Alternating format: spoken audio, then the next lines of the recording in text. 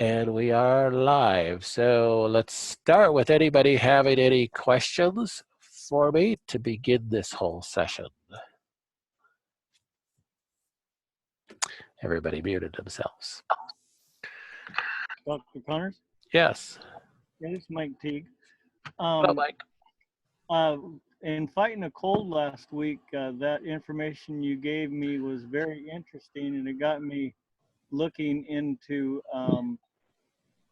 fighting other things besides cold germs like funguses and things like that. Pathogens. Is there a protocol that you would recommend if a guy wanted to, when you weren't running it at night, during the day, maybe run a few hours of killing a few pathogens in your spare time? Sure. You just become a pathogen hunter, right? Okay. So yeah, you got to get your camo on. That's the first important thing. No, is there a protocol to run? Well, I guess it would really be based upon one's symptoms. So if a person thinks they have intestinal parasites, then I would run the parasite program. There is a really neat series of programs on there called Clean Me Up. So just alphabetically under C, it'll be Clean Me Up 1, 2, 3, 4, and 5, I think it is. And those are some good ones to run to begin with. Clean Me Up one day, then Clean Me Up 2, then followed through a sequence.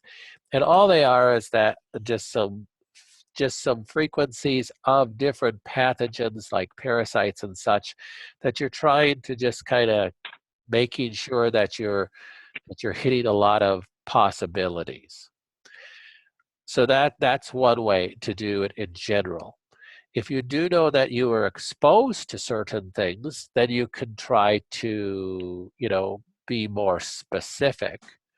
So if you do know that, so here would be a good example because it's not written anywhere. If you have heart disease in your family, heart disease, say your father had a heart attack or something like that, it would be good to run the H. pylori programs. So H. pylori is a bacteria, Helicobacter pylori, and I have numerous pages and posts on it on my website because H. pylori can be a cause of cancer as well. But H. pylori is definitely the top 5 cause of heart disease, cardiovascular disorders. So that would be a good one for everybody to run once in a while. Chlamydia pneumonia, that's another good one to run. Lyme disease is another good one to run. I have cancer, I don't have Lyme disease. You could have these, so Lyme, chlamydia pneumonia, H. pylori, those are 3 very common, what are called subclinical infections, meaning you never get a symptom of the disease itself.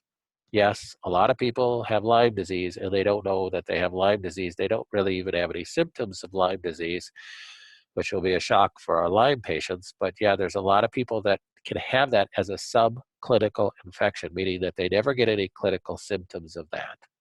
So those could be good programs to run. And then the viral program could be a great program to run.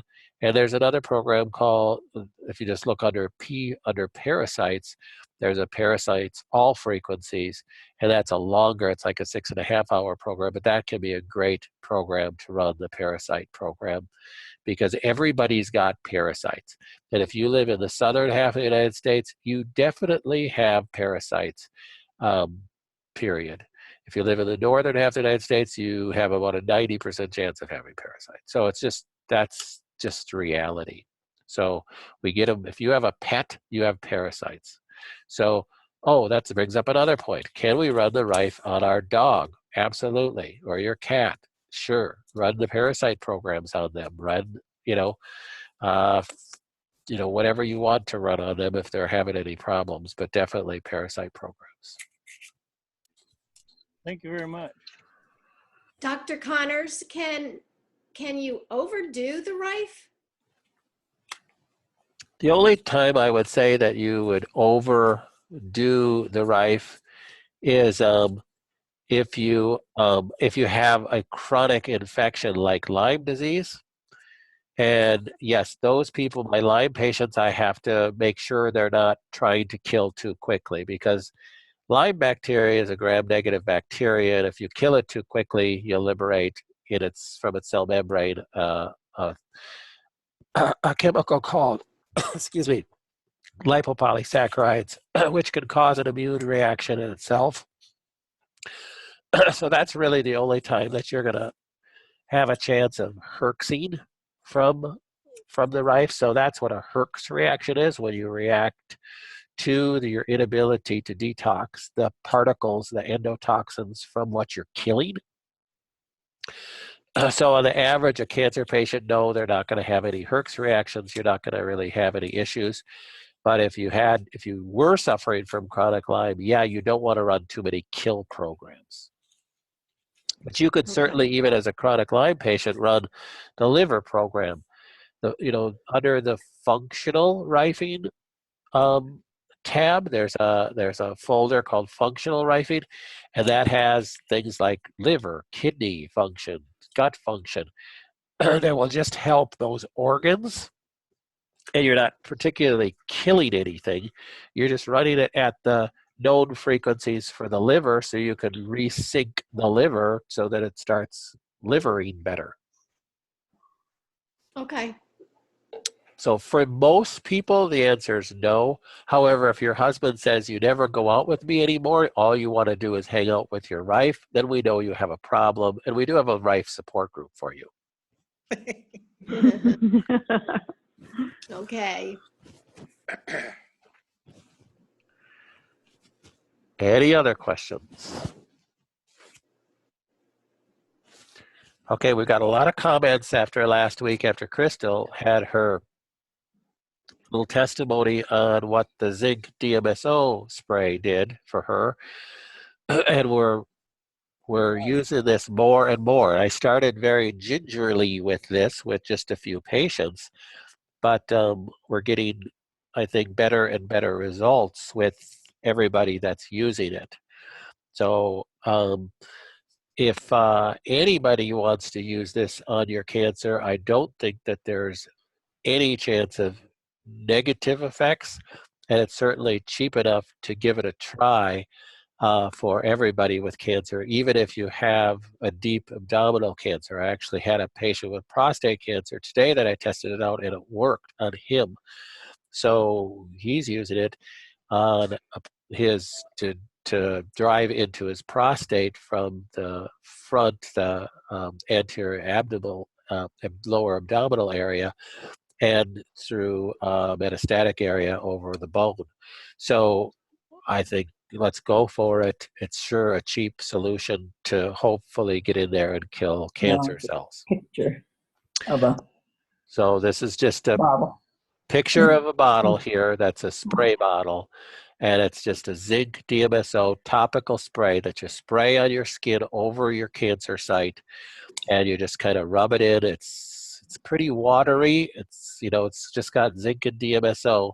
You just kind of rub it in, and you let it go, and that could be a big help. You want to switch microphone or speaker. So remember, I'm getting feedback from somebody making comments. So if you could please just mute yourself. I don't know who it is, but this is a great option for a lot of people. So any questions about that? Yes, Dr. Connors, I just got mine yesterday, and I used it last night and this morning, and lots of tingling and itching. But then I'd say after maybe an hour or so, that went away. There's somebody that. Okay, so a lot of tingling and itching in an hour or so it went away. Yes, I would say that's the right thought process that that people would have. That's been a common comment. So you'll get some tingling, and the itching is going to be from the zinc drying on your skin, most likely. Okay. After it dries, feel free to take a wet wash rag and kind of wash off the zinc that's dried on your skin, because that's going to do no good anyhow. And that's where the itching would come from. So how does this compare to taking, like I'm taking a liver or The zinc liver zinc- chelate. yes, I'm taking that every couple hours. Yep. So this compares to that simply that we're bypassing the intestinal tract, the absorption ratio, the circulation to the blood through the blood to the tissue, and then the absorption into the tissue. We're trying to do it more directly. The more directly you can get it at the site of the cancer, the better. So doing both is a good thing to do. So would I spray it on my throat? Yes. Okay. So you wouldn't spray it in your mouth, you'd spray it externally on your throat. Right. Click on mute. It doesn't make it. Okay. Any other questions on that or anything else? Okay, we've been talking since for about a month about this new IvyGene test. Well, hip hip hooray, our kits got shipped today. Hey, that rhymes. So we will have these kits hopefully by early next week. And it's pretty exciting. So I just want to reiterate what the IvyGene test is. And by doing that, I'm going to show you a little video, okay? And this is from the IvyGene Labs website.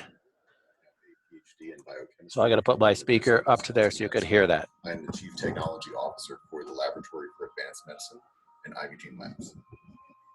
Recent advances in techniques such as next-generation DNA sequencing and digital PCR have allowed for the development of a new class of clinical diagnostic tests that are widely referred to as liquid biopsy tests. These tests have the ability to detect even very small amounts of analytes within blood serum or blood plasma. IvyGene Labs develops and performs tests that detects circulating tumor DNA or ctDNA.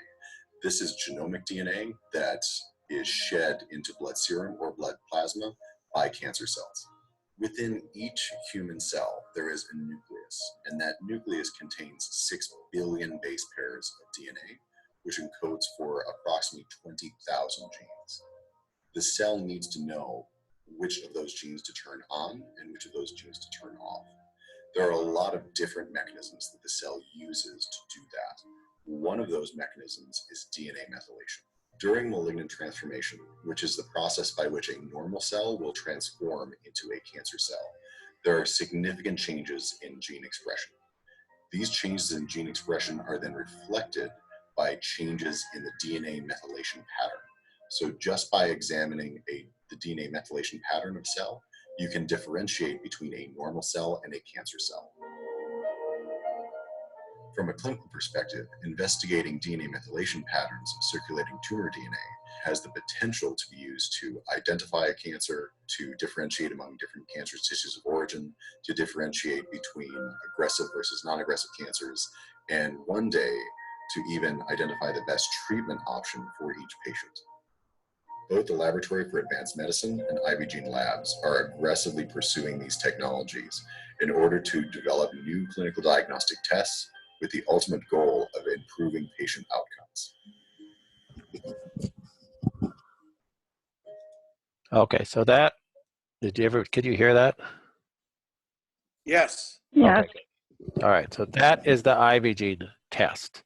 So remember, it's not measuring genetic defects. It's totally different than a DNA test to measure genetic defects. It's measuring specific, what are called CpG islands on specific genes, tumor oncogenes and tumor suppressor genes, to see if those genes are turned off or turned on, because there's enough data now to know that if those tumor oncogenes for colon cancer are turned on and the suppressor genes are turned off, depending on the ratio of that, how many are turned on and turned off, you could actually get a score of the severity of the cancer where it's at right now. And that's what's extrapolated into the data that is known as the IvyGene score. So then the test will give us a score. So let's say on this example that you see in front of you, if I had an IvyGene score of 40, I'm at a very high risk. My cancer is not where I want it to be. However, this is the first time we did the test. We don't know what I was at 2 months ago. So this is a test to not necessarily say that that I'm only going to do once. This is a test that you could do every 2 months or every 3 months to see my progression. Because again, the biggest question I get is, how do I know if it's working? Do I have to go in and do another CT scan? I don't want to get, 50 X-ray equivalents of radiation in my body and have to go through that and to deal with knowing whether my cancer is growing or not growing. This test for around $450 is going to tell us, is my score improving or am I getting worse? And then that will give us a good reading of which direction we're going. So this is going to be an answer for a lot of people. This is also going to be an answer for a lot of people who may be like, hey, I have this lump in my breast. This is not good. I can tell it's grown over the last 6 months. I've gone to the doctor. They want me to do a biopsy, and I don't want to do the biopsy. So could a person in that situation who wants to forego the medical field, I don't want to do a biopsy and open up that cancer by sticking a needle in it and possibly spreading it all over and increasing the growth and stimulating IGF growth factors, that's going to be like pouring gasoline on the fire. Can I do another test? And if you ask your medical doctor or oncologist, they're going to say, no, we need to do a biopsy. Well, this could substitute for that for alternatively minded people that don't want to do a biopsy.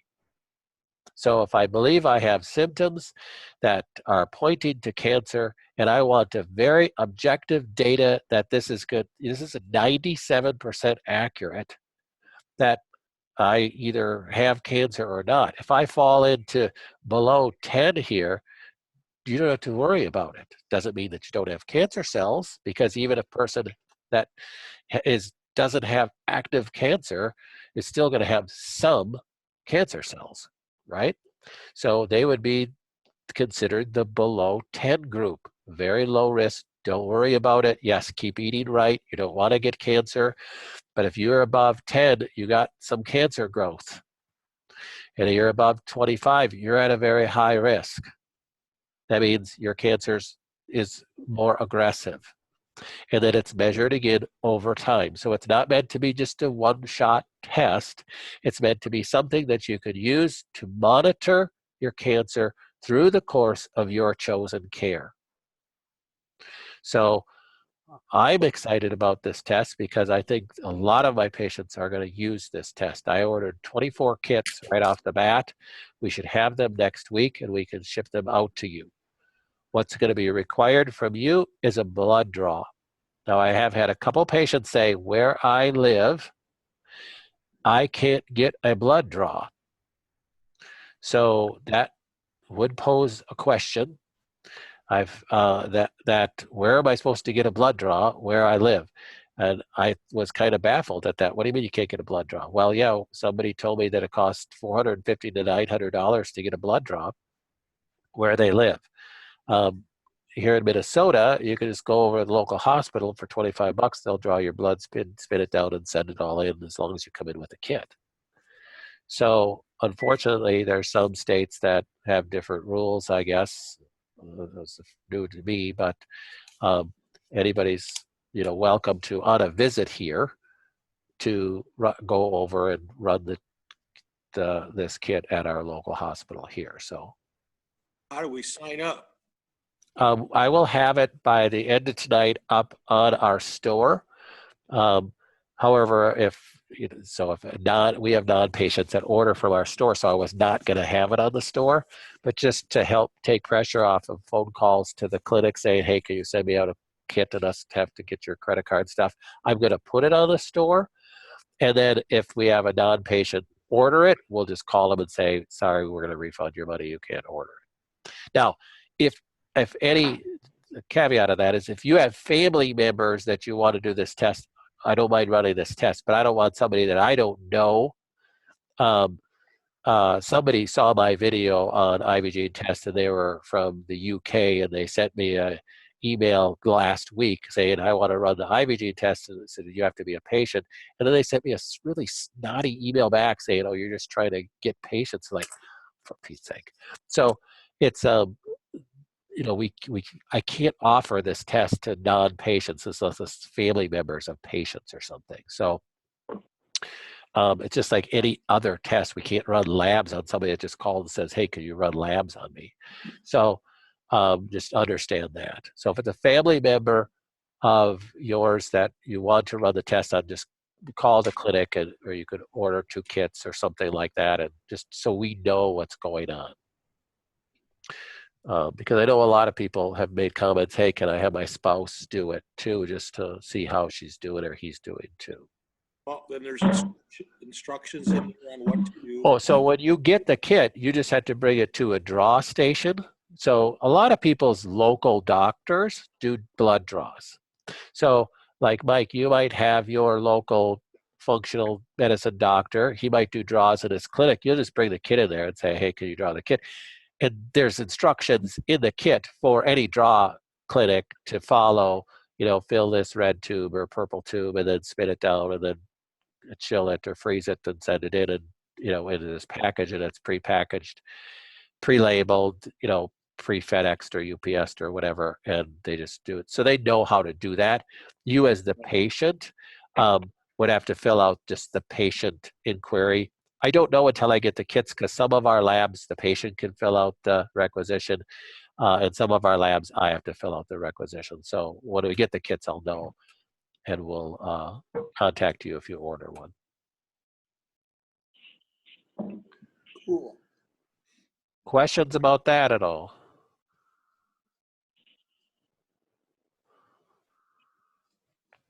That's the biggest thing I wanted to cover today, is that the IvyGene test is available. The other thing I wasn't going to say anything on, but the genetic test is supposed to be, the new genetic test through DNA supplementation is supposed to be available next week. And that's finally, oh my goodness gracious. We've been waiting on that one for 3 months now. And but that is going to be super fantastic, because it's going to be running over 800,000 SNPs. It's going to go directly into the software, the chip. So all those genetic tests are run on what's called a chip. The chip is going to be owned by us, so no one is going to have access to your DNA information. You know, versus the 23andMe, which, you know, you basically signed over that they could access your DNA information. So this is completely, it's just perfect for our type of practice. So we're really excited about that. I will let you know probably next week we'll have those kits. So that will be very exciting. I did tell you I was going to have another video up with an announcement, but things got crazy this week, so I'll try to get that done in the next 2 days. So you'll see that on the Facebook page too. Do you have a way to buy the whole house EMF machines? Because I'm still just a hair confused about where to go for that. I have the whole house EMF machines. Oh, you do? For sale? Yes. So are you talking about, here, let's go to the store here. So if you go to our clinic website and you go to the store and you search EMF, there's the home protector plug-in set right there. Here's the whole house hardwired set. We've been using the protector set at our house. We use the protector set, the plug-in set here at the office. Next week, we're getting our hardwired set hardwired in. So we're excited about that. It's pricier, but understand if you do move, you could just have an electrician disconnect it and you can bring it with you. So it will go with you. Also on there is that video that that interview of that I had with the owner of the company about dirty electricity, about this equipment too, and some other videos that I did on EMFs. And it was interesting. What I liked about him is that he wasn't like trying to upsell people on the more expensive unit. Um, you know, he basically said if you have a smaller house, these work just fine. So I always appreciate that when somebody's like not trying to push you for the more expensive thing, then you can kind of trust what they're saying. So I didn't. Does it help you with that in there on size? I would say if your house is under 2,000 square feet or 1,500 square feet, this is probably just fine. These are probably fine. And again, these are sold as a set. Yeah. So that price is a set, and Okay. that's all you need. Okay. But if you're over 1,500, 2,000 square feet, maybe you want to go with the bigger one if you can afford it. But if money is an issue, I would just get these. Yeah, I'm thinking the one might not even be big enough. Yeah, with us, we have we have a barn that we heat, and we have animals out there, and I have my vehicles out there and stuff like that. So I'm thinking, boy, and we have a disconnect box out there. So our main power comes into the house, and then we have a sub panel in the barn. I'm thinking, boy, do I need one out there for the sub panel too? I don't know. That's a question I'm gonna ask him at our next interview. So it's I think with the smart meters, you're gonna. well, I know I don't have a smart meter, a second smart meter. So I know I only have one smart meter, but because it just goes over overall electrical use, it doesn't separate it out because it's just a sub panel in my garage.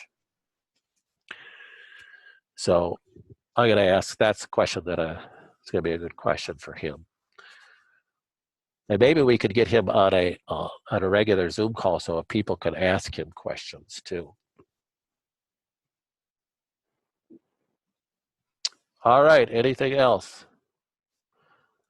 Does the heat run device? I watched a short video that a guy was talking about if you've got your phone and you're not using it, put it on airplane mode. But doesn't the Hedron take care of that so you wouldn't have to do that?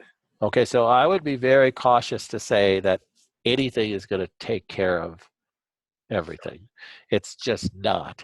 If you do have a little meter, which I have a little meter here, you can't see me, but I can turn on my little meter.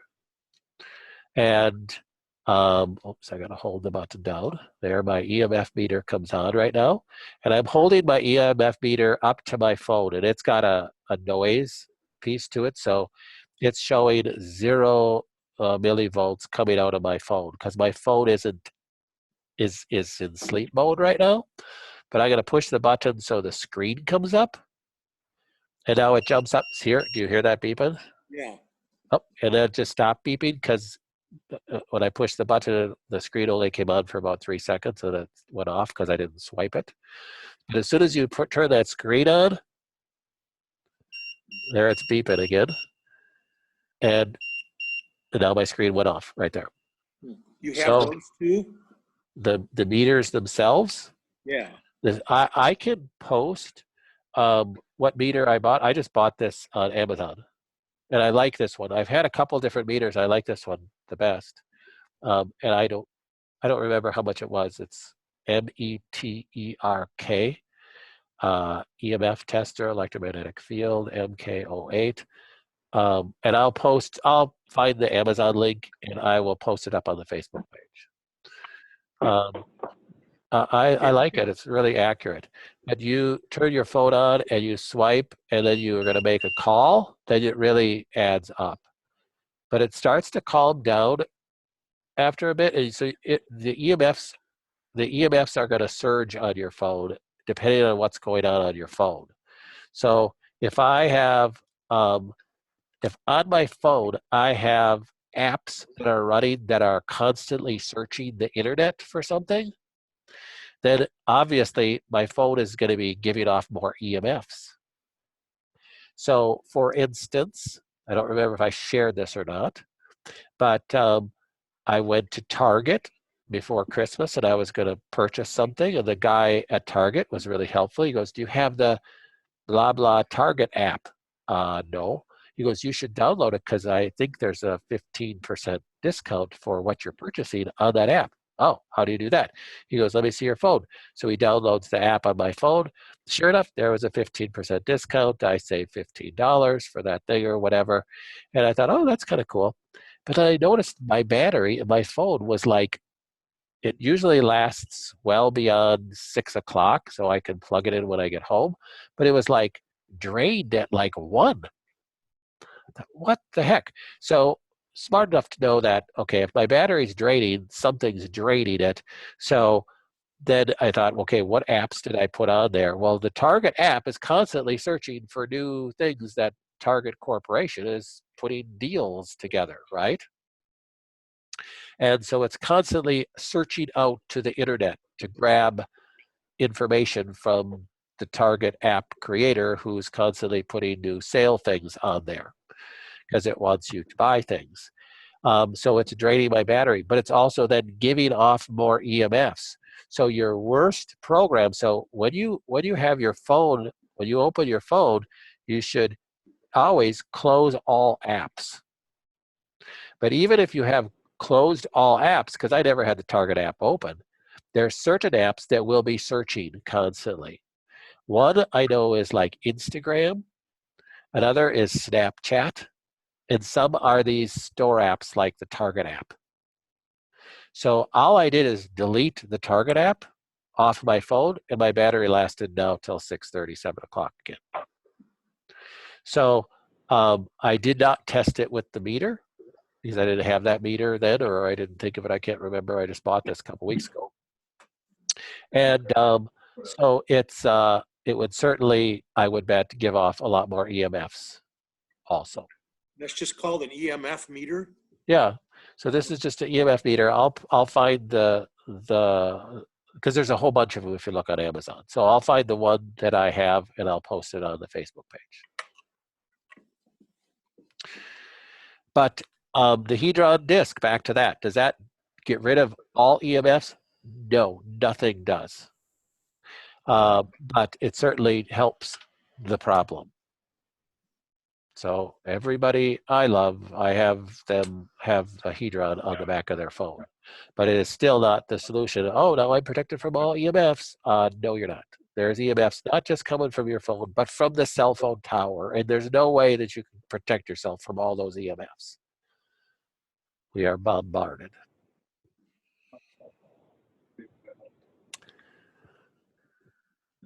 All right.